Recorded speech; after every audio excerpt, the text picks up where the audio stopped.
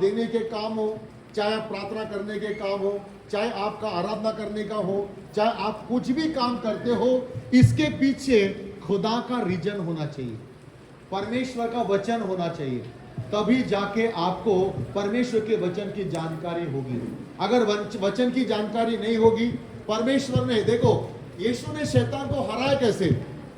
केवल वचन के द्वारा, है ना। अगर यही वचन आदम और हवा को ये बात पता होती और ये कंफर्म होती कि ये शैतान है और वो मुझे वचन में फंसा रहा है, तो शायद आज पृथ्वी पर पाप नहीं होता। आज पृथ्वी पर क्या नहीं होता? पाप नहीं होता, बराबर है। आज संतानें होती, मगर कैसे होती? पवित्र होती। Praise the Lord, hallelujah. तो ये बात आपको समझना है कि आपको परमेश्वर के वचन को बहुत अच्छे से समझना है। आमेन, हालेलुया। ठीक है, तो जब भी आपके पास ऐसा कभी भी कोई भी प्रश्न जब आपके पास आए, तो ये बात ध्यान में रखना, आपको वचन का ज्ञान होना जरूरी है। अभी मेरी वाइफ ने उत्पत्ति शायद खत्म किया, निर्गमन की शुरुआत किया, मैं इफिसियों की पुस्तक को मैंने चालू किया, एक याकूब की पुस्तक को मैंने खत्म किया, मरकुस की पुस्तक को मैंने चालू किया। मतलब एक एक पुस्तकों का जो जोड़ है आपको, कौन है बोल रही? हेलो, उसको पीछे करो, पीछे चले जाओ। आमीन, आमीन, हालेलुया। तो ये बात बहुत जरूरी है। अगर आपको वचन का ज्ञान नहीं है, तो ये ध्यान में रखना कि आप परमेश्वर की बातें आपको समझ में नहीं आएगी, है ना। और शैतान आपको कभी भी किसी भी रीति पर फंसा सकता है। आपकी हर एक वो बात परमेश्वर के वचन के आधार पर होना चाहिए। आमीन। अगर यीशु मसीह 30 साल का ही क्यों, वो 25 साल में क्यों नहीं निकला, या 20-21 साल का हुआ तब क्यों नहीं निकला, 30 साल का होने के बाद क्यों निकला? ये भी वचन में दिया गया है, ये भी वचन में दिया गया। 33 साल का पीरियड क्यों खत्म किया, उसके बाद 40-45 साल का होके क्यों नहीं किया ये योजना? ये भी वचन के अंदर में दी गई है। अरे आप एक चीज सोचो, बाइबल का एक एक वचन ना इधर ना उधर कर सकते।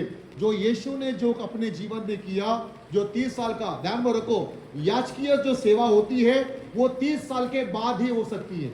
30 साल के पहले कोई भी व्यक्ति याजक नहीं बन सकता, कोई भी व्यक्ति सेवा नहीं कर सकता। समझ में आ गया? ये कहा, ये बाइबल में है। हर चीज अगर मैं देखने के लिए, तो मैं अलग भीड़ से अलग चला जाऊंगा। ये बात ध्यान में रखो, आपका हर एक समय परमेश्वर के वचन के साथ होना चाहिए। आपका विश्वास भी परमेश्वर के वचन के आधार पर ही होना चाहिए। इब्रानी की पुस्तक देखो, सबसे बड़ी चीज है आपका विश्वास कैसा है, आप कैसे विश्वास करते हो, है ना। इब्रानी 11:6 में क्या बोलता है? अविश्वास नहीं, क्या लिखा है? विश्वास के बिना परमेश्वर को, अभी सबसे बड़ी चीज है फेथ, विश्वास।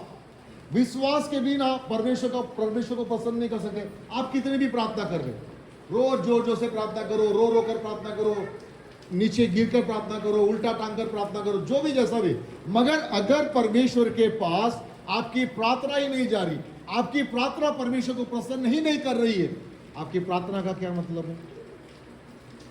आपके शब्दों का क्या मतलब है? आपने 1 घंटा प्रार्थना किया, उसका उत्तर आपके पास नहीं है, उस विश्वास का क्या मतलब है?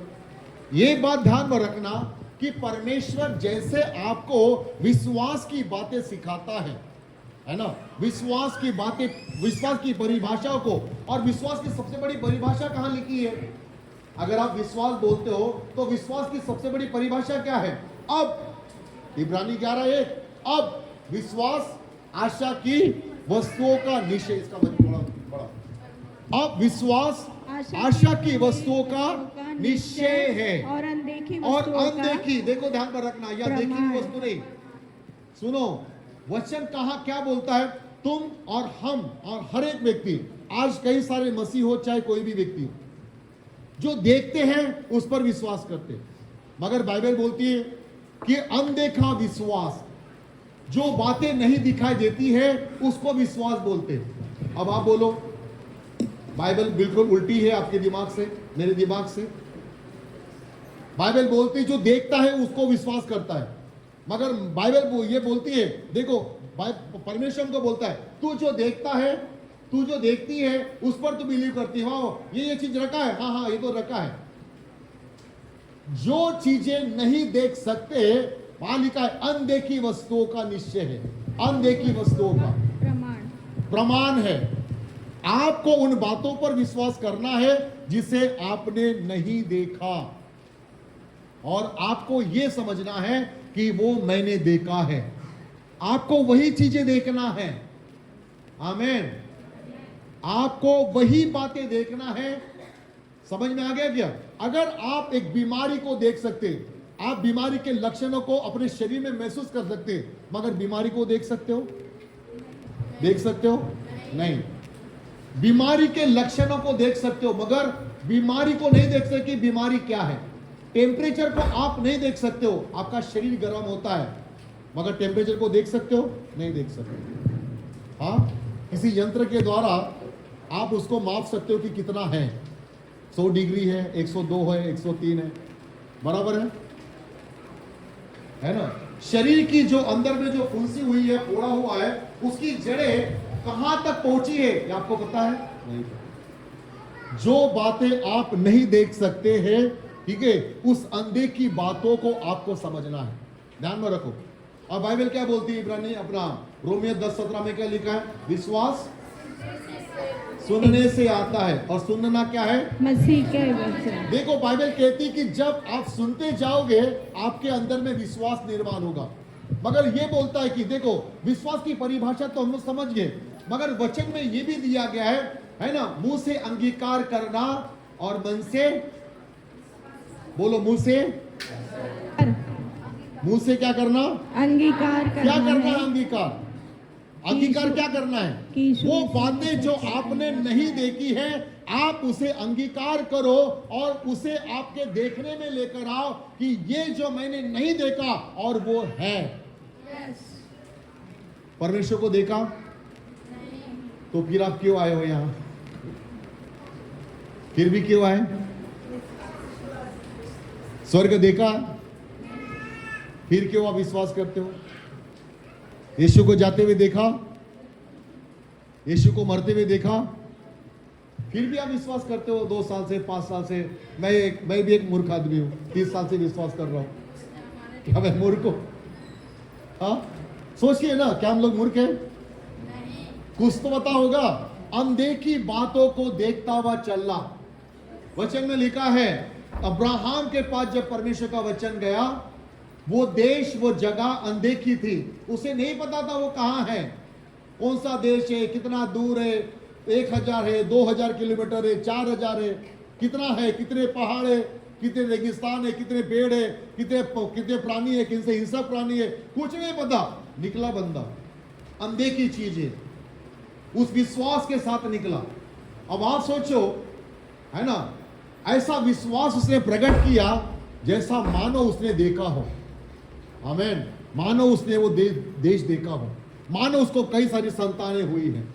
वो एक परमेश्वर ने बोला, मैं तुझे संतान दूंगा, तेरे गर्भ से तुझे एक संतान होगी और तू बहुत से मूल पिता होगा, तू बहुत से वंशों का मालिक बनेगा, और तू आदि, मतलब क्या, तेरी पत्नी जो होगी वो सारे से सारा बनेगी, मतलब आदि माता, बहुतों की माता।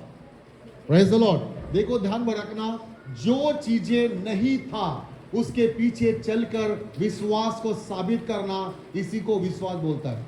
विश्वास कर्म के बिना मरा हुआ है।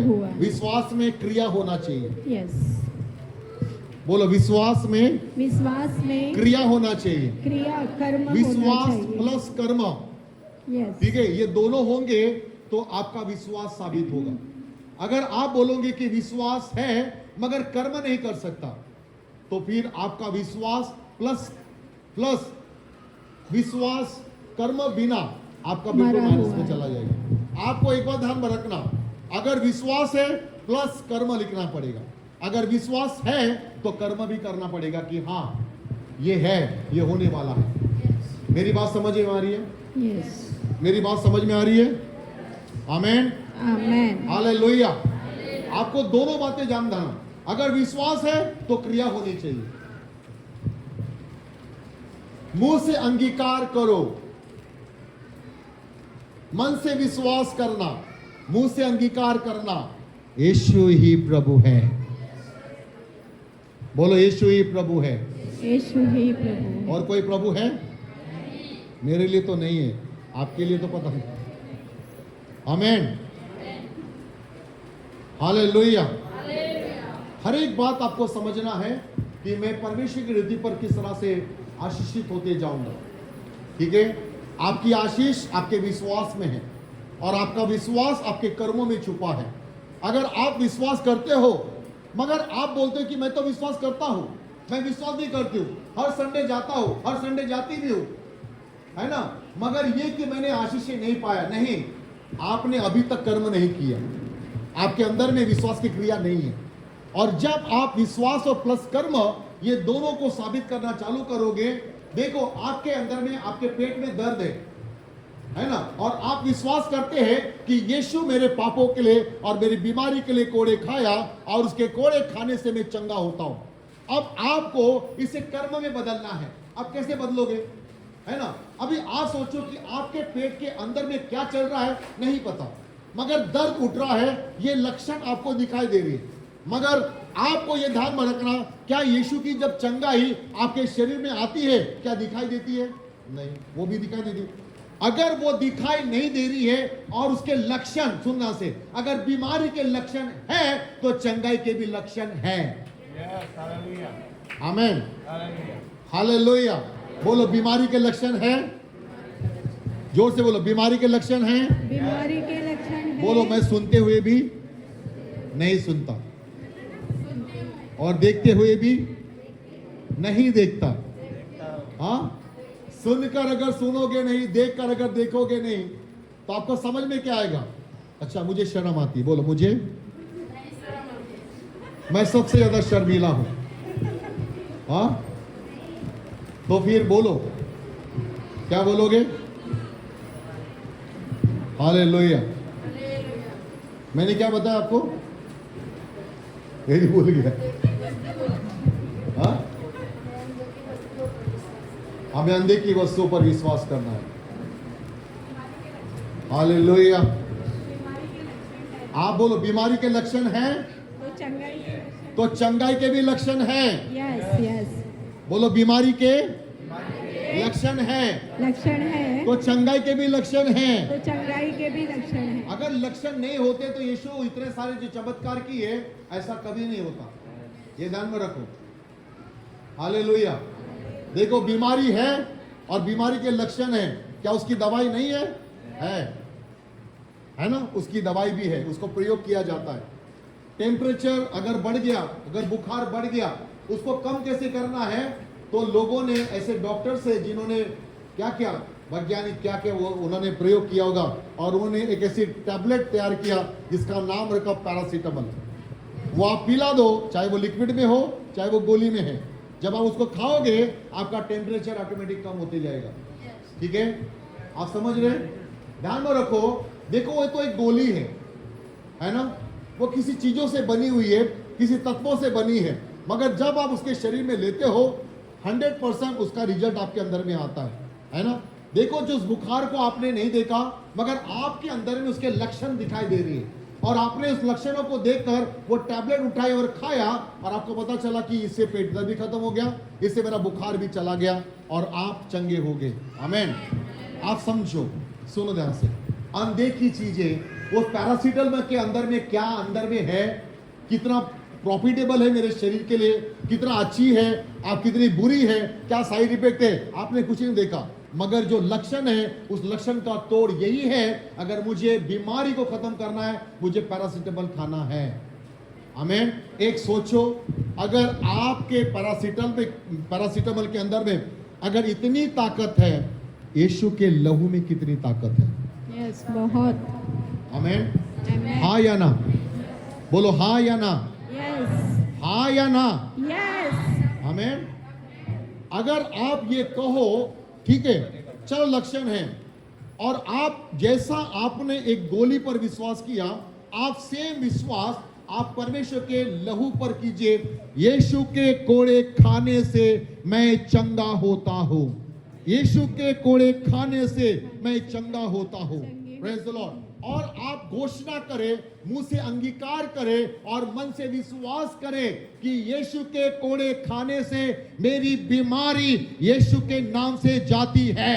Yes. Hallelujah. आमेन। Amen. क्या यीशु ने चंगा नहीं किया?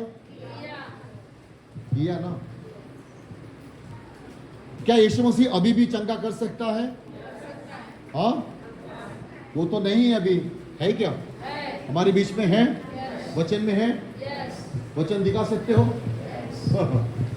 Praise the Lord. ये बात आपको पता होनी, खाली वचन सुनने वाले नहीं, वचन को अपने जीवन में आत्मसात करना सीखो। और जब आप परमेश्वर के वचन को अपने जीवन में आत्मसात करना शुरू करोगे, यही वचन आपके जीवन के अंदर में काम करता जाएगा। आमीन। हाँ या ना? ठीक है। आप धन्यवाद। अभी आपने गोली खाया, क्या तुरंत आपका ऐसा रिएक्शन हुआ कि तुरंत खाते बराबर आपके जीवन में कुछ हुआ? नहीं। कभी कभी 1 घंटा से 1.5 घंटा लगता है, कभी कभी 2 घंटा भी लगता है। ठीक है। जब हम गोली खाते हैं तब उसका पूरा कंटेंट्स जो है हमारे शरीर में फैलने के लिए, है ना, उसकी जो क्रिया है शरीर में कई समय लगता है। अभी आप मुझे बताओ, क्या आप जब विश्वास करते हो, आप कितने बार इसको अंगीकार करते हो यीशु के कोड़े खाने से और मन से विश्वास? मैं आपको सच कहता हूं, आप एक काम करो, एक साइड में पैरासीटामोल रखो। ठीक है। आपके शरीर में बुखार है, आप 1 घंटा, सुन ध्यान से, उतना ही घंटा जब आप एक पैरासीटामोल खाओगे, जितना घंटा आपको उस गोली खाने में और उस बीमारी से बाहर निकलने के लिए जितना समय लगा, आप उतना समय खुदा का वचन पकड़ो और कहो, मुंह से अंगीकार करो, यीशु के कोड़े खाने से मैं चंगा होता हूं, और अपने मन में विश्वास करो। मैं आपको 100% बोल रहा हूं, 1 घंटे के अंदर में जो पैरासीटामोल काम कर रही है, वही काम परमेश्वर का वचन भी करेगा। प्रॉब्लम कहां पता है? प्रॉब्लम कहां है? हम पैरासीटामोल पर खा के विश्वास तो कर लेते हैं, मगर वचन को बोलने के लिए हमारे पास बड़ी तकलीफ है। इसीलिए विश्वास के बिना, कर्म के बिना विश्वास क्या है? मरा हुआ है। हम ये कर्म नहीं करना चाहते, ये विश्वास नहीं करना चाहते, ये क्रिया में लाना नहीं चाहते। हम क्या सोचते, 5 मिनट प्रार्थना कर लिया, किसी ने मेरे लिए प्रार्थना कर लिया, अरे कुछ तो नहीं हुआ, कुछ ये हो गया, और यही आपका विश्वास है। आप वचन को समझना नहीं चाहते हो, और वचन के अंदर में जो ताकत है, वचन की जो सामर्थ्य है, वो आपको समझ में नहीं आ रही है। ये ध्यान में रखना। एक व्यक्ति को यीशु के पास लेकर आए, एक पिता ने अपने पुत्र को यीशु के पास लाए, मगर यीशु ने उसको तुरंत चंगा नहीं किया। उसके पिता ने पहले उसके चेलों के पास लेकर गया, मगर वचन कहता है कि उसके चेलों ने उसको चंगा नहीं कर पाए।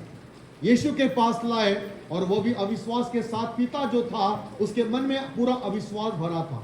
लाया था विश्वास के साथ, मगर जब वो चंगा नहीं हुआ, तब उसके मन में अविश्वास आ गया।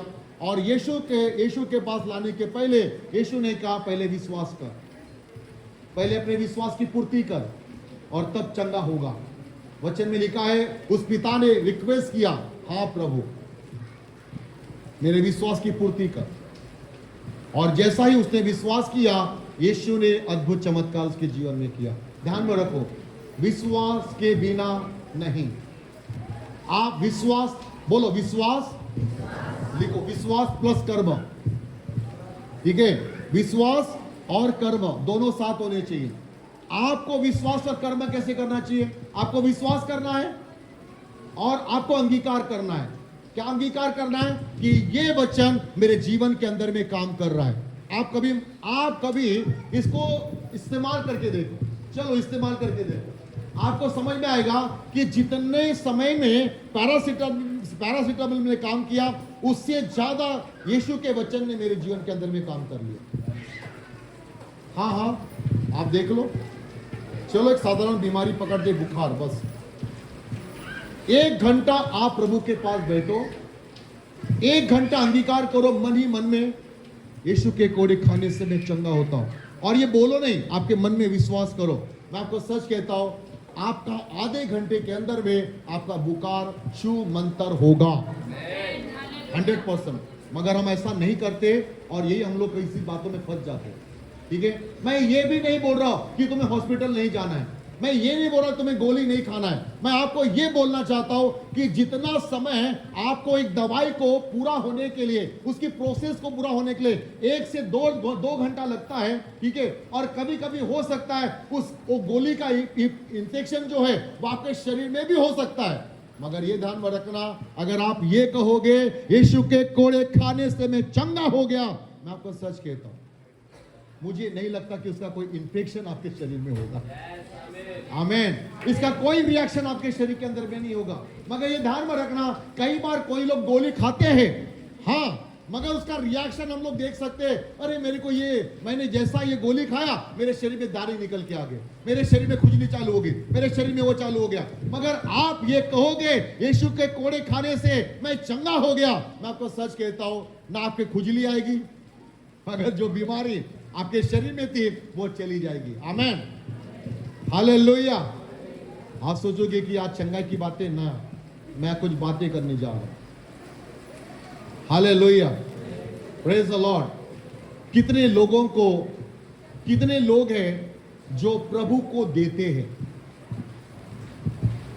हाँ, अपने दशमांशों को बोते हैं, हाथ ऊपर करने की जरूरत नहीं है। मुझे लगता है कि हमारे कलीसिया के अंदर में सभी लोग अपने दशमांशों को देते हैं, मगर क्या ये सही में ये लिखा है बाइबल में कि हमें देना जरूरी है?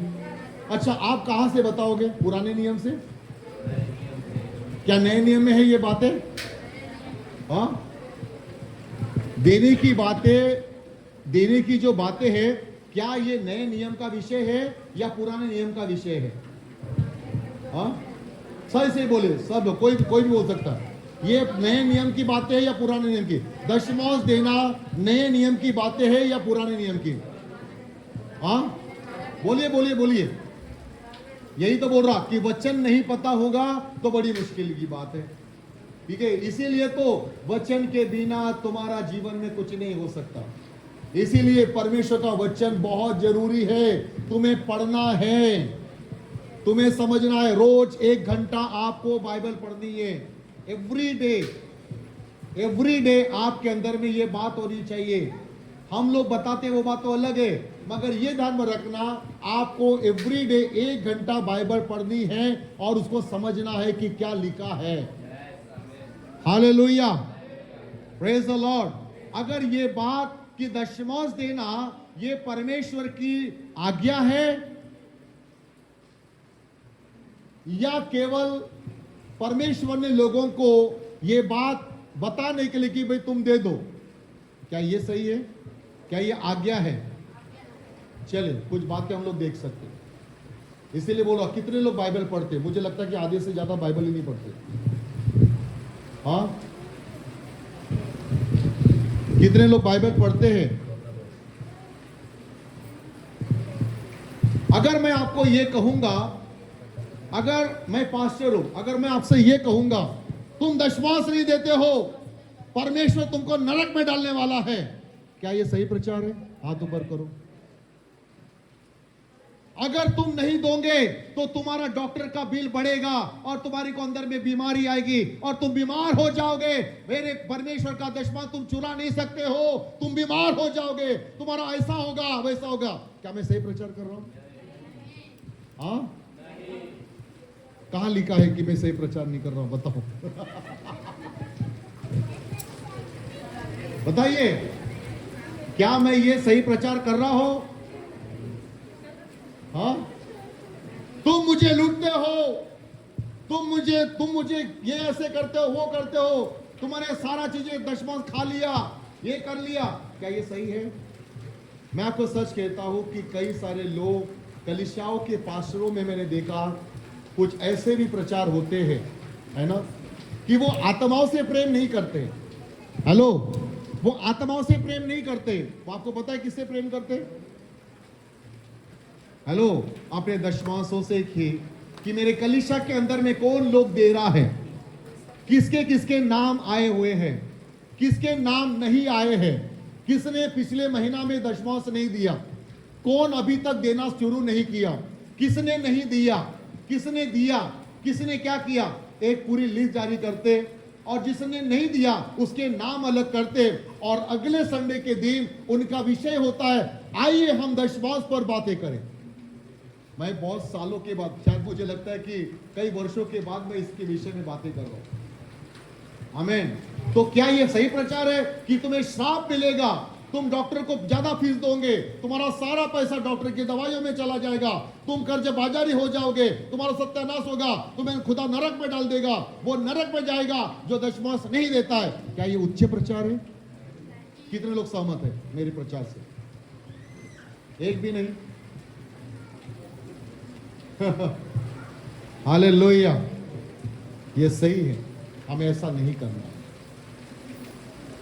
और आधे से ज्यादा